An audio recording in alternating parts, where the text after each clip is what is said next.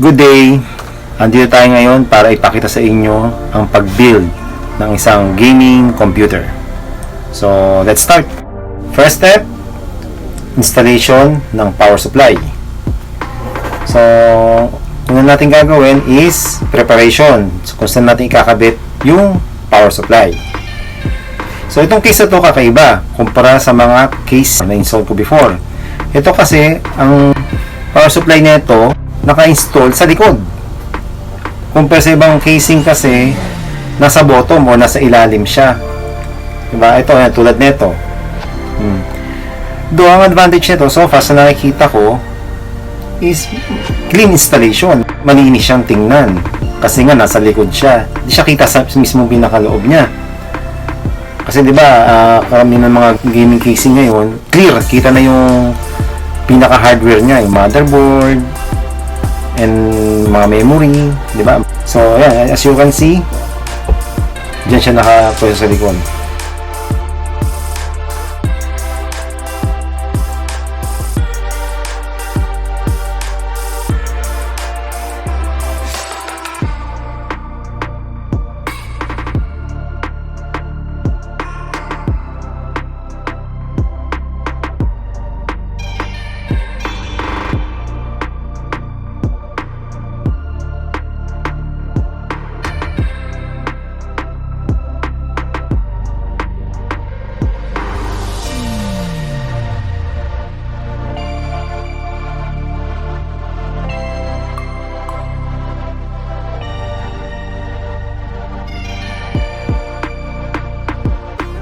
So, we're doing some cable management para maging malinis at maging maganda ang airflow.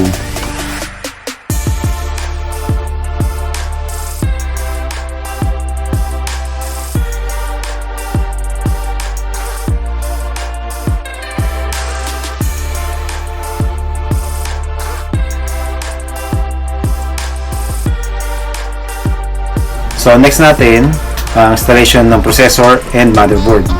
So, ang processor pala natin dito na gamit is Ryzen 5 3600 at yung motherboard naman natin is Gigabyte B450 Aorus na Pro Wifi. So, I chose Gigabyte na motherboard kasi para sa akin ito yung perfect match para kay AMD. So, bukod doon, I prefer na sa pag-build ng PC, particular sa gaming, is yung full board or full ATX. Dito na tayo ngayon sa pag-install ng processor. So, ito yung Ryzen 5 3600 with 6 core and 12 threads. So, sa pag-install ng processor, ito yung isang part na medyo critical. So, dapat sobrang ingat tayo sa pag-install nito. Though meron naman tong instruction na may arrow siya sa may processor at sa mismong board kung paano mo siya ilalagay.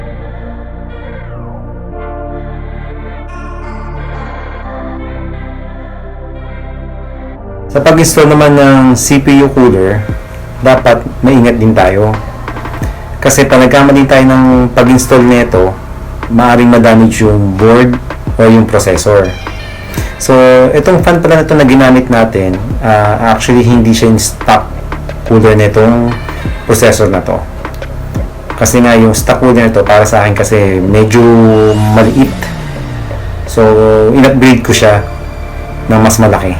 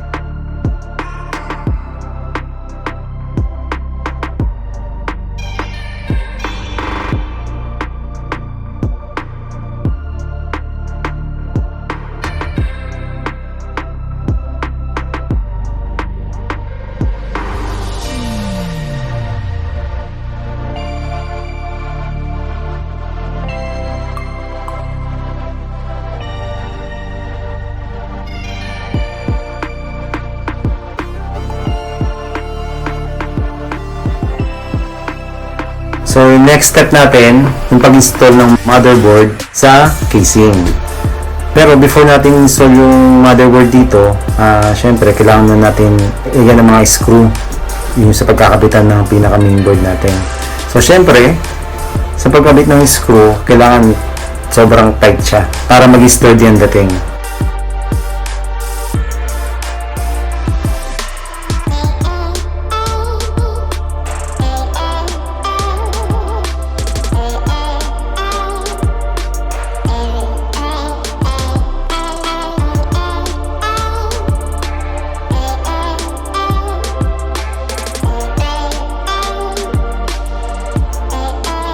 So, let's go! Install natin yung motherboard sa casing.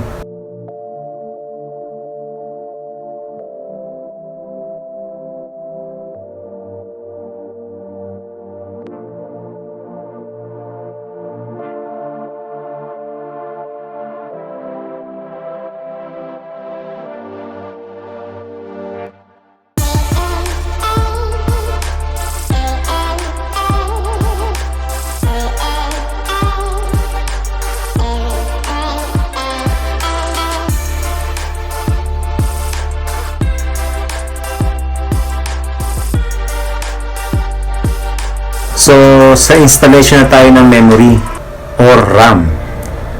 Itong memory na ikakabit natin or i-install is RGB type. So, makikita nyo may ilaw siya. Mamaya makikita nyo yan pag inuna natin. Pagkatapos tayo sa sa pag-install. So, pag-install natin na ito, sorry guys, nagkamali ako dito. Na nangyari din sa pag-install ko dito is single channel lang. So, dapat kasi dito, para ma-activate mo yung dual channel, dapat yung alternate yung pagkapit ng slot ng memory. So, sa nakikita nyo dito, napagdikit ko siya.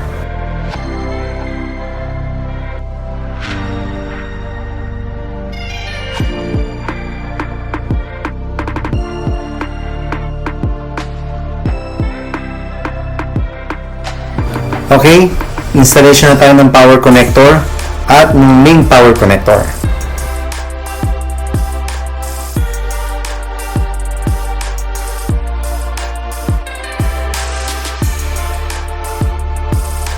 Installation naman tayo ng front panel button like ng power switch, LED lights ng casing natin, yung USB at audio.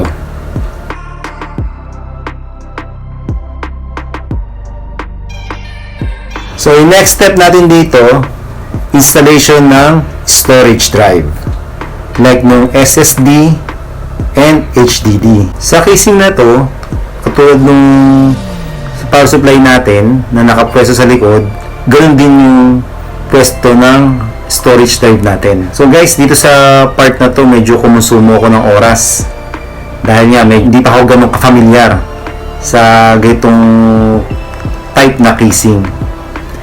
So, panoorin nyo na lang guys yung pag-install na ito.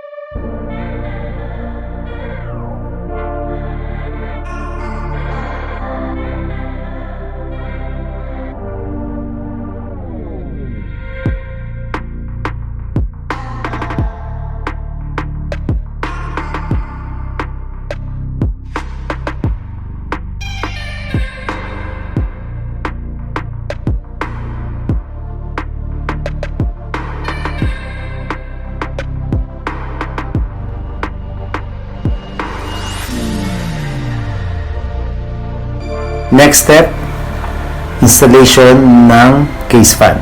So size niya is 120 millimeters. Meron siyang ilaw, fixed color nga lang. Hindi siya tulad ng RGB na addressable at iba-iba yung kulay, ganun. So, ang magiging function nito is to improve the airflow inside the case. Okay, so panoorin nyo lang to paano ko install.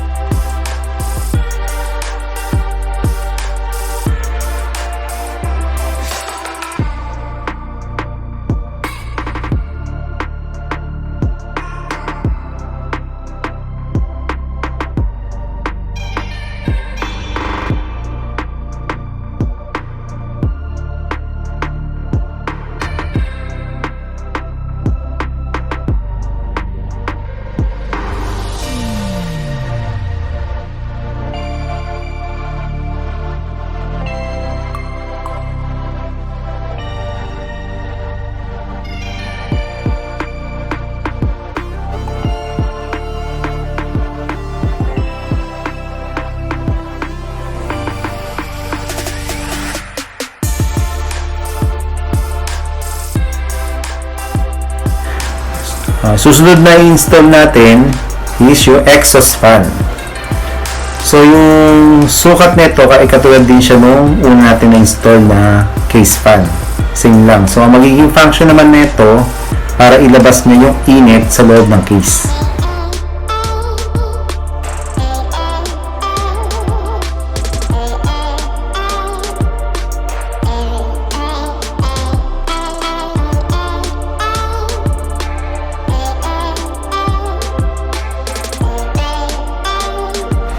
Ito na yung huling parts na i-install natin.